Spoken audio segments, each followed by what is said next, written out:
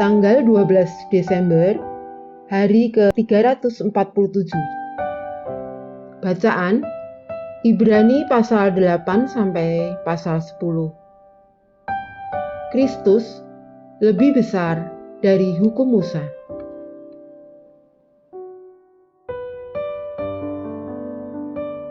Garis besar.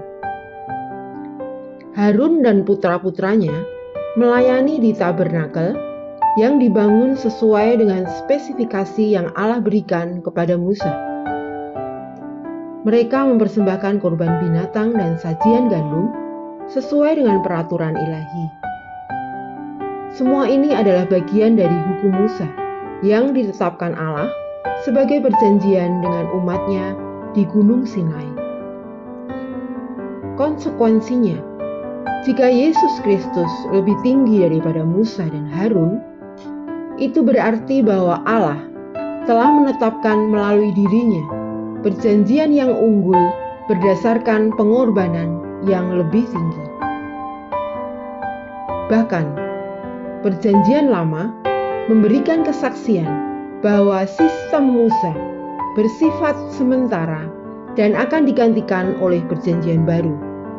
Perjanjian yang sekarang dimediasi oleh Kristus, Imam besar kita, dan didasarkan pada pengorbanan sekali seumur hidupnya. Renungan harian. Ibrani pasal 10 telah digambarkan sebagai pasal mari kita.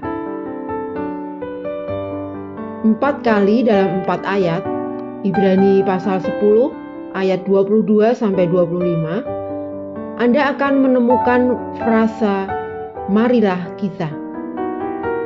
Dan setiap kali Anda melihat frasa ini, Anda dapat yakin bahwa penulis telah menggunakannya dengan banyak alasan.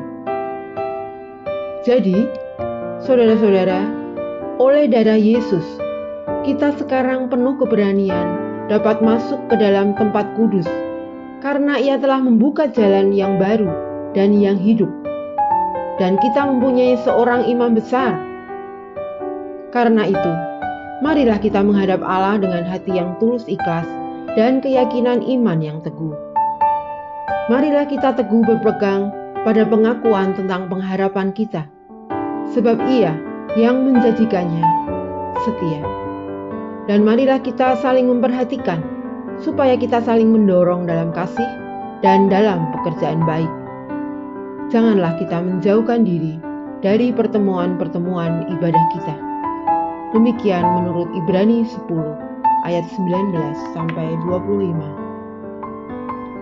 Dua elemen, yaitu nasihat dan penjelasan, tidak dapat dipisahkan.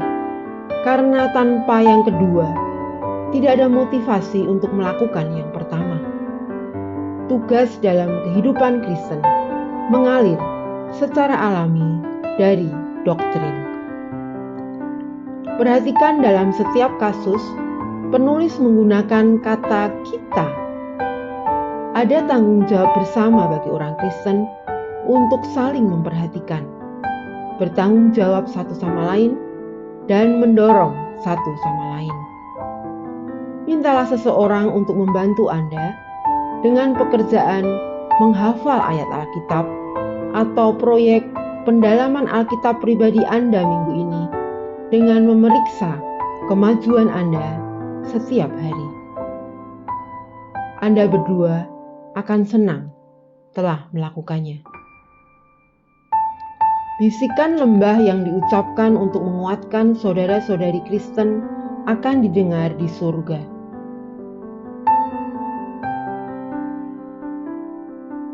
Pendalaman. Perjanjian yang baru lebih utama. Demikian Ibrani 8 ayat 13. Perjanjian Allah melalui Yesus Kristus jelas baru di titik waktu. Tetapi kata Yunani yang diterjemahkan baru dari Ibrani pasal 8 ayat 13 tadi juga menekankan kebaruan dalam hal bentuk atau kualitas dan itulah keunggulannya terhadap perjanjian lama yang menggantikannya. Ditandatangani dan dimeteraikan. Ibrani pasal 10 ayat 10 dan 29. Perjanjian di zaman Alkitab biasanya dimeterai atau diratifikasi dengan salah satu dari 3 cara. Sebuah sepatu ditukar, demikian menurut Rut pasal 4 ayat 7. Yang kedua adalah garam dimakan, Bilangan pasal 18 ayat 19. Atau yang ketiga adalah korban disembelih, demikian menurut Kitab Kejadian pasal 15 ayat 7 sampai 21. Dari ketiganya, pengorbanan itu sangat mengikat dan tidak bisa diganggu-gugat. Lihat Ibrani pasal 10 ayat 10 dan 29 untuk mempelajari bagaimana perjanjian baru dimeteraikan. Amin. Tuhan Yesus memberkati.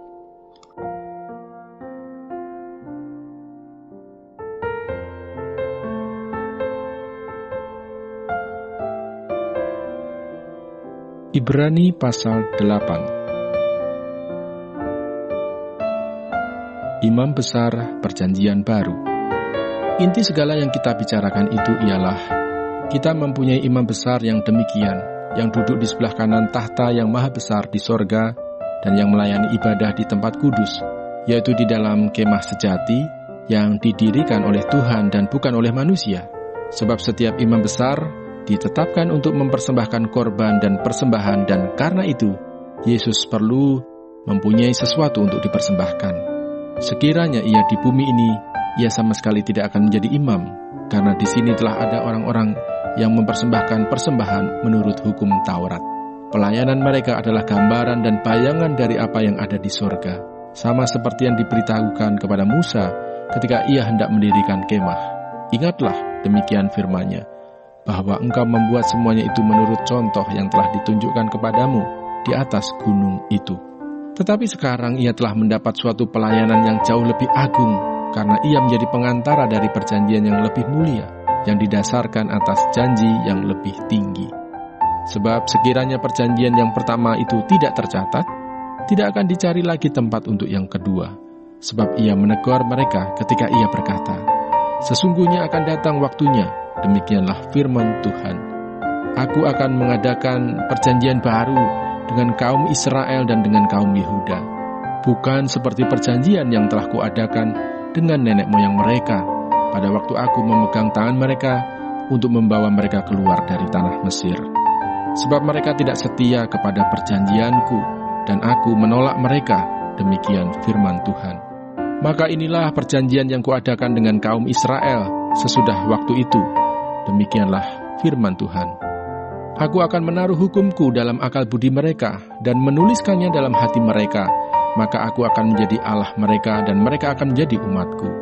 Dan mereka tidak akan mengajar lagi sesama warganya atau sesama saudaranya dengan mengatakan, "Kenalah Tuhan," sebab mereka semua, besar kecil, akan mengenal aku.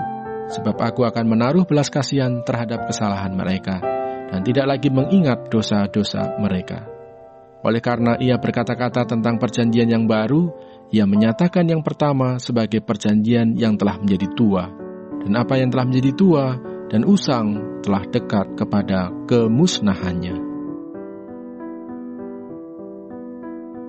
Ibrani pasal 9. Tempat kudus di bumi dan di sorga. Memang perjanjian yang pertama juga mempunyai peraturan-peraturan untuk ibadah dan untuk tempat kudus buatan tangan manusia, sebab ada dipersiapkan suatu kemah, yaitu bagian yang paling depan, dan di situ terdapat kaki dian dan meja dengan roti sajian. Bagian ini disebut tempat yang kudus. Di belakang tirai yang kedua terdapat suatu kemah lagi yang disebut tempat yang maha kudus. Di situ terdapat mezbah pembakaran ukupan dari emas dan tabut perjanjian yang seluruhnya disalut dengan emas. Di dalam tabut perjanjian itu tersimpan buli-buli emas berisi mana, tongkat Harun yang pernah bertunas, dan loh-loh batu yang bertuliskan perjanjian, dan di atasnya kedua kerub kemuliaan yang menaungi tutup pendamaian. Tetapi hal ini tidak dapat kita bicarakan sekarang secara terperinci. Demikianlah caranya tempat yang kudus itu diatur. Maka imam-imam senantiasa masuk ke dalam kemah yang paling depan itu untuk melakukan ibadah mereka. Tetapi ke dalam kemah yang kedua hanya imam besar saja yang masuk sekali setahun, dan harus dengan darah yang ia persembahkan karena dirinya sendiri dan karena pelanggaran-pelanggaran yang dibuat oleh umatnya dengan tidak sadar. Dengan ini, Roh Kudus menyatakan bahwa jalan ke tempat yang kudus itu belum terbuka selama kemah yang pertama itu masih ada. Itu adalah kiasan masa sekarang. Sesuai dengan itu dipersembahkan korban dan persembahan yang tidak dapat menyempurnakan mereka yang mempersembahkannya menurut hati nurani mereka. Karena semuanya itu, di samping makanan, minuman, dan berbagai macam pembasuhan, hanyalah peraturan-peraturan untuk hidup insani yang hanya berlaku sampai tibanya waktu pembaharuan. Kristus adalah pengantara dari perjanjian yang baru. Tetapi Kristus telah datang sebagai imam besar untuk hal-hal yang baik yang akan datang. Ia telah melintasi kemah yang lebih besar dan yang lebih sempurna, yang bukan dibuat oleh tangan manusia. Artinya yang tidak termasuk ciptaan ini. Dan ia telah masuk satu kali untuk selama-lamanya ke dalam tempat yang kudus, bukan dengan membawa darah domba jantan dan darah anak lembu, tetapi dengan membawa darahnya sendiri. Dan dengan itu ia telah mendapat kelepasan yang kekal. Sebab jika darah domba jantan dan darah lembu jantan dan percikan abu lembu muda menguduskan mereka yang najis, sehingga mereka disucikan secara lahiriah, betapa lebihnya darah Kristus yang oleh Roh yang kekal telah mempersembahkan dirinya sendiri kepada Allah sebagai persembahan yang tak bercacat, akan menyucikan hati nurani kita dari perbuatan-perbuatan yang sia-sia, supaya kita dapat beribadah kepada Allah yang hidup. Karena itu ia adalah pengantara dari suatu perjanjian yang baru, supaya mereka yang telah terpanggil dapat menerima bagian kekal yang dijanjikan, sebab ia telah mati untuk menebus pelanggaran-pelanggaran yang telah dilakukan selama perjanjian yang pertama. Sebab di mana ada wasiat, di situ harus diberitahukan tentang kematian pembuat wasiat itu. Karena suatu wasiat barulah sah kalau pembuat wasiat itu telah mati, sebab ia tidak berlaku selama pembuat wasiat itu masih hidup. Itulah sebabnya, maka perjanjian yang pertama tidak disahkan tanpa darah. Sebab sesudah Musa memberitahukan semua perintah hukum Taurat kepada seluruh umat, ia mengambil darah anak lembu dan darah domba jantan serta air dan bulu merah dan hisop, lalu memerciki kitab itu sendiri dan seluruh umat, sambil berkata, "Inilah darah perjanjian yang ditetapkan Allah bagi kamu." Dan juga kemah dan semua alat untuk ibadah dipercikinya secara demikian dengan darah. Dan hampir segala sesuatu disucikan menurut hukum Taurat dengan darah, dan tanpa penumpahan darah tidak ada pengampunan. Jadi segala sesuatu yang melambangkan apa yang ada di sorga haruslah ditahirkan secara demikian. Tetapi benda-benda surgawi sendiri oleh persembahan-persembahan yang lebih baik daripada itu. Sebab Kristus bukan masuk ke dalam tempat kudus buatan tangan manusia yang hanya merupakan gambaran saja dari yang sebenarnya, tetapi ke dalam sorga sendiri untuk menghadap hadirat Allah guna kepentingan kita. Dan ia bukan masuk untuk berulang-ulang mempersembahkan dirinya sendiri, sebagaimana imam besar setiap tahun masuk ke dalam tempat kudus dengan darah yang bukan darahnya sendiri. Sebab jika demikian, ia harus berulang-ulang menderita sejak dunia ini dijadikan. Tetapi sekarang ia hanya satu kali saja menyatakan dirinya pada zaman akhir untuk menghapuskan dosa oleh korbannya. Dan sama seperti manusia ditetapkan untuk mati hanya satu kali saja, dan sesudah itu dihakimi, demikian pula Kristus hanya satu kali saja mengorbankan dirinya untuk menanggung dosa banyak orang.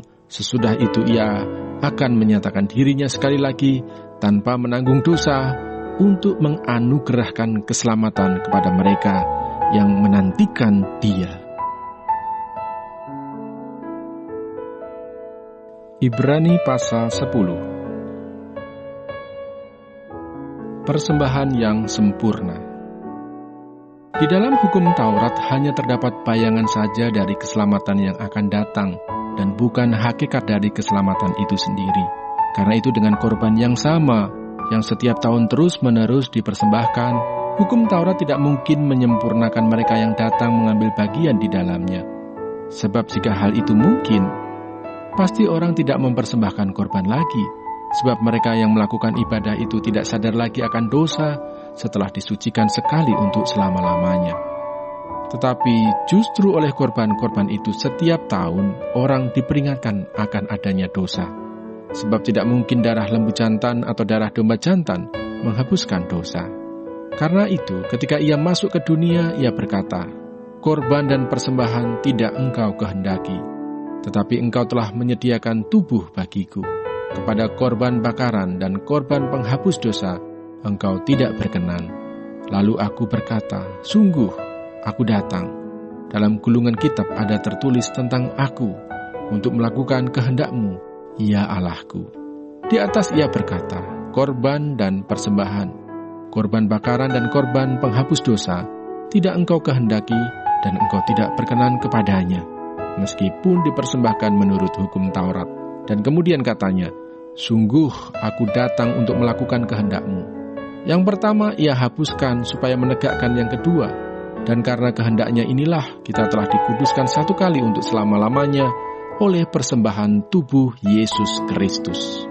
Selanjutnya setiap imam melakukan tiap-tiap hari pelayanannya dan berulang-ulang mempersembahkan korban yang sama sekali tidak dapat menghapuskan dosa.